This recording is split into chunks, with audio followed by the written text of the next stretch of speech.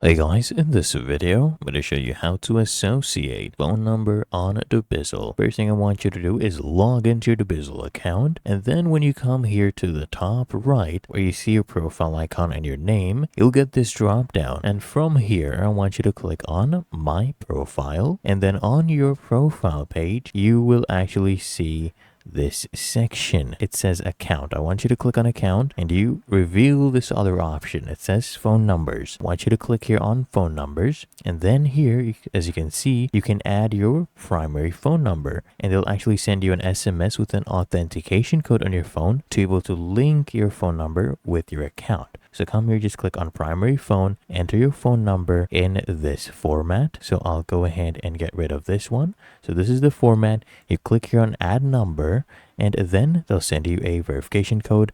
Go ahead and enter that code right here. And if you fail to enter it within this amount of time, you can receive a phone call instead to get the code, and then you can verify yourself. And that is how to associate phone number on dubizzle.